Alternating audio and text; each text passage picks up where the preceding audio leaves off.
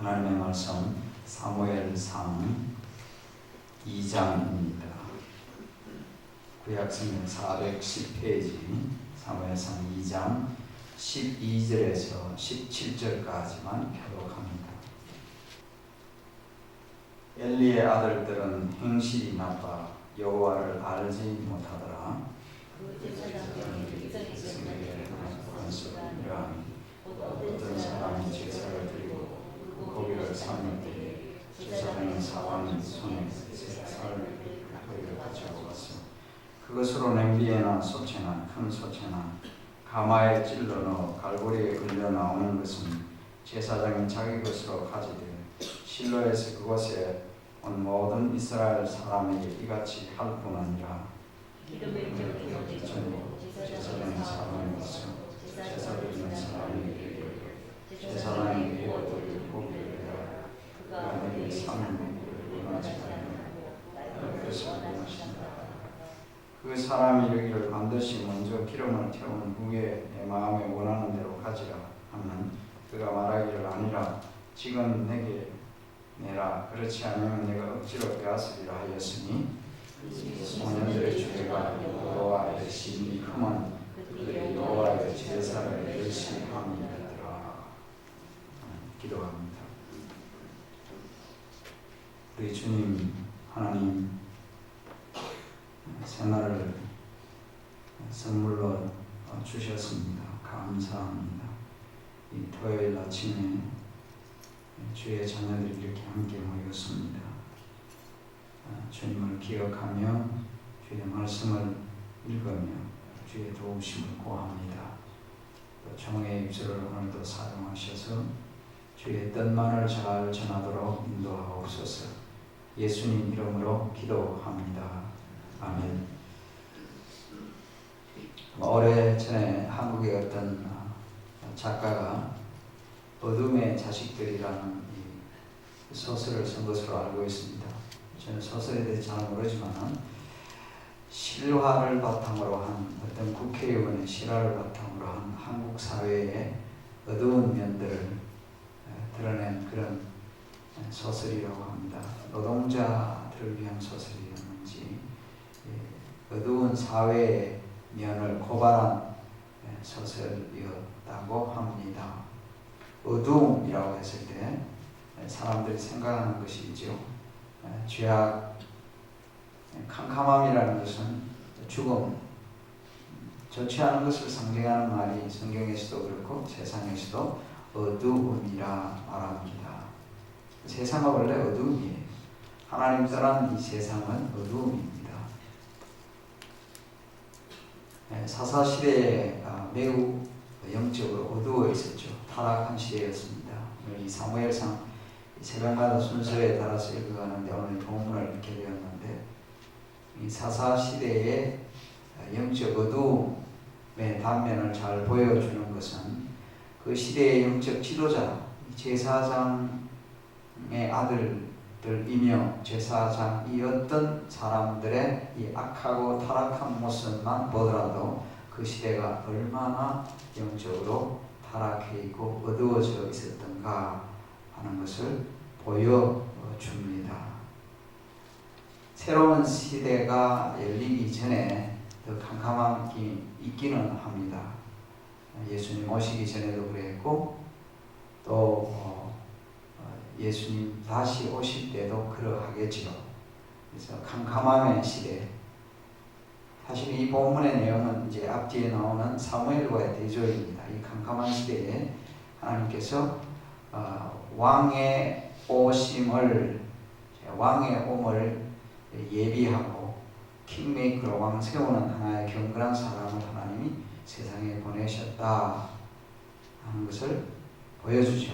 이제 물론 이후에 이제 예수님이 왕중의 왕이신 예수님이 오실 때 세례 요한의 오심을 생각해 보게 하는 그런 대목이기도 합니다. 오늘 이 본문 말씀 시작하는 말에 보면 엘리의 아들들은 행실이 나빠 표현이 그렇게 되어 있는데 이 히브리의 표현이 참 재미있는 표현입니다. 이 시작하는 단어가 네 가지 단어로 나란히 놓여 있습니다. 중간에 이 비동사를 쓰이지 않고 엘리의 아들들, 벨리알의 아들들 이렇게 되어 있어요. 이제 비동사를 잘 쓰지 않기 때문에 그냥 엘리의 아들들은 벨리알의 아들들이 이다 혹은 였더라 이렇게 되어 있는데, 나란히 읽는 순간에 엘리의 아들들, 즉 벨리알의 아들들. 벨리알의 아들들이라는 말을 여러분들이 몇 차례 들어보셨죠? 구약 성경에 쓰이는 표현입니다. 벨리알의 아들들. 신명기에서부터 나옵니다. 이 벨리알의 아들들이라고 쓰여진 표현은 그야말로 이스라엘 회중 가운데서 악행하는 자들입니다. 이들은 어떤 대상인고 하니 하나님의 진멸의 대상입니다. 도덕적으로 부패할 뿐만 아니라 하나님을 거역하는 자들에 대하여서 쓰여졌을 때에 주로 벨리알의 아들들이라 쓰여집니다. 우리말로는 불량한 자들 이런 식으로 표현이 되어졌죠. 사사기 19장 20장에 보면 이 벨리알의 아들들이 등장합니다. 불량배가 있었죠. 어떤 레위인의 첩을 끔찍하게 만들어 놓았던 그 사람들, 그들을 가리켜 말할 때 벨리알의 아들들이라 불렀습니다. 이런 부류에 속했다는 얘기예요. 제사장의 아들들이 이런 자들이었다는 것입니다. 물론 이제 이후에 보면 이제 뭐 나발에 대해서도 보면 불량한 자에서도 역시 벨리알의 아들로 되어 있습니다만 이런 자들입니다. 신약 성경에도 일전에 말씀드렸다시피 이 벨리알이라는 말이 얼마나 악한 표현이었기에 신약의 고린도후서 6장 15절에서는 사도 바울께서 벨리알을 사탄의 대명사로 썼습니다. 그리스도와 대적하는 사탄의 대명사가 벨리알입니다. 신약에 봐서는. 이 구약의 그 내용들을 쭉 보니까 신약의 저자가 이 바울의 생각, 이건 사탄이다 이렇게 생각한 거죠. 물론 이제 신약의 이 말을 구약의 가져가 끌어다 쓸 수는 없습니다만 이렇게 악하다라는 뜻이에요. 신약에 와서 이것이 벨리알 했으니까 벨리알의 아들들 하면 이 사탄의 자식들이다 하는 말이 되는 셈입니다. 신약을 생각하면 그렇다는 얘기예요. 즉 제사장의 엘리의 아들들, 즉 제사장들이 빛의 아들들이어야 하는 자들이 어두움의 아들들, 어두움의 자식들이었다라는 얘기죠. 끔찍한 거죠. 헤렘의 대상입니다. 침례의 대상이 되어 버렸다 하는 것입니다. 얼마나 캄캄했느냐 하는 것을 보여주는 말씀입니다. 이 1장에 보면 한나가 하나님께 간절히 기도하는 장면이 있죠. 너무나 원통하고 의로 고통스러워서 하나님 기도하잖아요. 그런데 엘리가 한나를 바라보니까 술 취한 여자라고 보였거든요. 그때 한나가 이렇게 말했습니다. 나를 악한 여자라고 보지 마세요. 엘리는 이 악한 여자라는 표현이 벨리알의 딸입니다.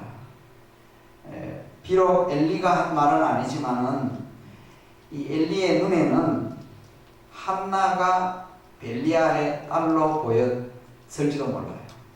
흥미롭지 않아요? 자기 아들들은 지금 사탄의 자식 노릇하고 있는데 진정으로 하나님을 경외하는 한나를 볼 때에는 그렇게 보지 못하고 벨리알의 딸로 보여집니다. 보여졌다고 뭐 직접 말한 건 아니지만 한나의 입을 통해서 하는 얘기를 들어보면 그렇다는 얘기예요. 어떤 면에서 오늘 내용을 보세요. 우리는 행실이 나빠 이렇게 되어 있습니다. wicked man, 악한 자들이었다 이렇게 영어로는 표현되어 있죠. 그리고 난 뒤에는 여호와를 알지 못했다. 무슨 말입니까? 이들이 하나님을 알지 못했다는 말은 무슨 말이에요? 하나님에 대하 관하여 몰랐다는 얘기입니까? 아니겠죠. 하나님에 관하여 이들이 몰랐겠어요? 제사장들인데 하나님에 관하여 다 알지요. 하나님은 어떤 분이다. 율법도 알아요. 제사장이기 때문에. 율법은 이런 것이다. 제사는 이렇게 드려야 한다. 그런데 왜 성경은 그들을 가리켜 여호와를 알지 못했다라고 말합니까? 구약에 쓰이는 이 히브리어나 비슷한 헬라어 단어에 쓰였을 때 알지 못했다는 것은 무슨 뜻이라고 했어요? 안다는 말도 여러 가지 표현이지만 이런 표현들은 관계성을 두고 하는 얘기예요. 전혀 아무런 관계가 없었더라. 하나님하고는 전혀 상관이 없는, 친하지 않았더라. 이 비슷한 나라 헬라어로 쓰였을 때 이 요한복음 17장 3절에서 예수님의 말씀, 이 대제사장적 기도 가운데 이런 말씀을 하셨죠. 영생이 뭐냐? 유일하신 참 한 분이신 하나님과 그가 보내신 자 예수 그리스도를 아는 것이다. 그래서 여러분들이 이전에 들었죠. 이때 안다는 것은 친하다라는 뜻으로 이해하면 된다고 그러죠. 친하다. 하나님하고 예수님하고 진짜 친해야 된다. 종종 이런 말을 하잖아요. 한국에 있는 예를 들면 유명한 정치인, 아니 대통령을 생각해 봅시다. 여러분이 박근혜 대통령을 아십니까? 아니면 여기 있는 오바마 대통령을 아십니까? 저도 이제 이렇게 물어볼 때가 있거든요. 그러면 안 돼요. 그러면 그분이 여러분을 압니까? 모른대요. 그러면 아는 것 아닙니다. 그분이 나를 모르고 내가 그를 안다는 건 말이 안 되는데 정보만 가지고 있다는 거예요. 지식만 가지고 있다는 거예요. 그분에 관한 정보만 가지고 있어요. 이게 아는 게 아니에요. 이 성경이 말하는 여기서 안다는 것은. 오늘날도 그렇습니다. 우리 가운데 하나님에 관하여는 알지 모르지만 하나님을 아는지, 영어 표현도 그렇잖아요. Do you know him? 하면 뭐예요? Do you know about him? 하고 다르죠? 그분에 관하여 아는 것하고 그분을 아는 것은 다른 얘기예요. 하나님을 압니까? 했을 때는 하나님하고 친합니까? 생각하면 돼요. 우리 가운데 혹시 그런 분들이 있어서는 안 되겠죠. 성경에 관하여, 하나님에 관하여는 아는데 하나님 모를 수 있습니다. 얘들은 하나님하고 전혀 관계없어요. 제사도 드려요. 제사장들이니까. 율법도 알아요. 그러나 하나님하고는 아무 상관이 없었더라 하는 얘기입니다.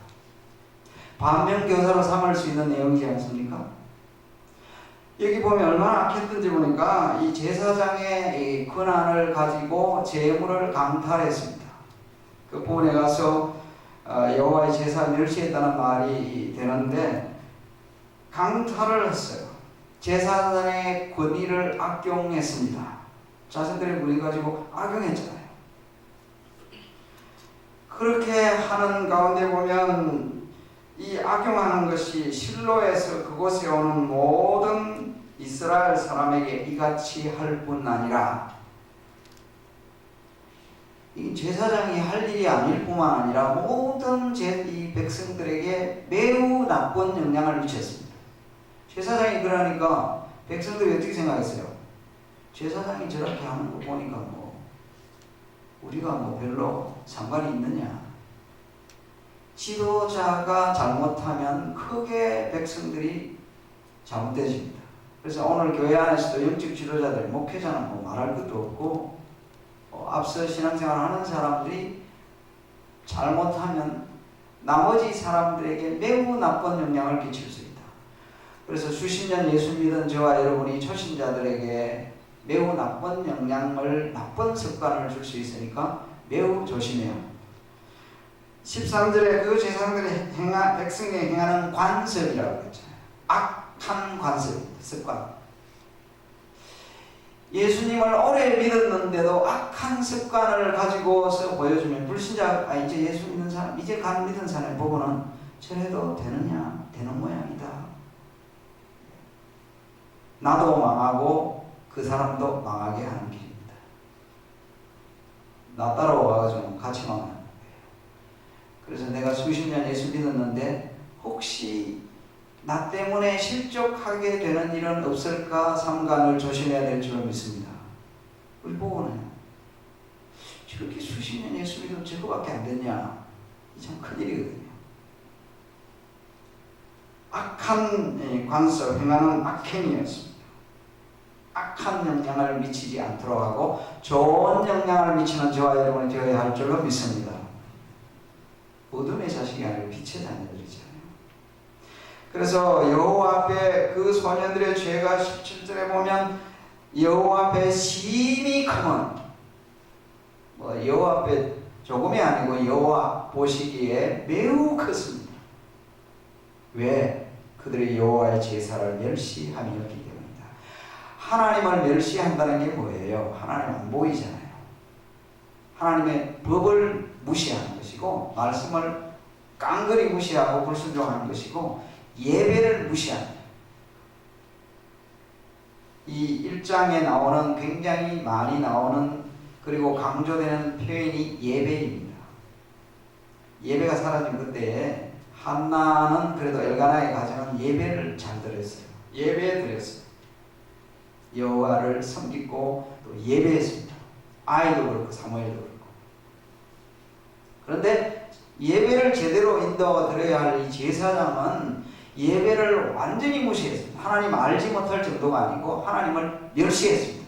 그 멸시하는 방식이 예배를 멸시하는 거예요. 나중에 보면 우리 말라기 시대에 보면 이제 말라기 이후 시대가 캄캄한 시대잖아요. 중간에도 보면 선지자들이 나타나지 않죠. 이 사사 시대가 선지자들이 등장하지 않죠. 깜깜한 시대. 그런데 하나님이 이제 선지자인 사무엘을 세우시죠.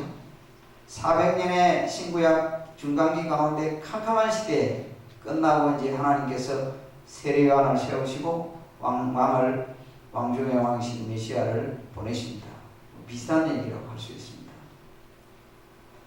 이 캄캄한 시대, 예배가 무시되었는데 말라기에서 말하는 내용이 뭡니까? 예배 무시했다. 제사장들이, 백성들이 어떤 식으로 제물 자체를 말로도 그럴 뿐만 아니라 형편없이 되는 거예요. 예배가 무시된 시대가 말라기 시대였습니다. 예배가 무시된 시대가 어두움의 시대. 오늘날 우리도 예배를 중요하지 원래도 하나님이 찾으시는 참된 예배자가 되자. 뭐 형식에 있는 것보다 우리의 태도와 마음가짐, 믿음에 있어야라고 여깁니다. 내가 정말 하나님을 두려워하는 마음으로, 경외하는 마음으로, 사랑하는 마음으로, 믿는 마음으로 예배하느냐. 이들은 전혀 그게 아니에요. 하나님은 안중에 없어요. 자기 욕심 채우기에 급급합니다. 자기 식욕 채우기에 급급하고 자기가 가진 것 가지고 아주 나쁘게 사용하는 거죠. 반면교사라고 말씀드렸습니다. 성경은 우리에게 말하기를 우리는 빛의 자녀들이라고 했습니다. 예수님은 세상에 빛으로 오셨어요. 내가 빛이다. 예수님 오실 때 그 갈릴리 지역 땅을 가리켜서 어두움의 땅이라, 캄캄함의 땅이라, 사망의 땅이라 말씀하셨습니다. 빛으로 왔다. 그리고 너희들을, 그래서 요한복음과 에베소서에 나오는 강조점이 굉장히 비슷한 내용들이 빛입니다. 빛과 어두움의 얘기입니다. 예수님도 비유 가운데 너가 보면 17장 같은 경우에는 보면 이 세대의 아들들, 어두움의 아들들이 어떤 면에서는 매우 교활해서 빛의 자녀들보다 더 지혜롭게 보일 수도 있다 말씀하셨죠. 여기도 어두움의 빛의 자녀들, 하나님의 세대 자녀들을 얘기하고 있습니다. 우리는 분명히 구원받은 중생한 저와 여러분은 빛의 자녀들, 하나님의 자녀들인 줄로 믿습니다. 명목상의 하나님의 자녀들로만이 아니라 마음으로, 삶으로 빛의 자녀들답게 살아가는 저와 여러분이 되어야 할 줄로 믿습니다. 하나님을 점점 더 잘 알아가기를 바랍니다. 개인적으로 기도와 예배와 말씀의 순종의 삶을 통해서 하나님을 더 많이 깊이 알아가고 하나님과 intimate fellowship, relationship, 아주 친밀한 관계, 시간이 가면 갈수록 그렇게 되기를 저도 바라고 여러분도 그렇게 되기를 바랍니다.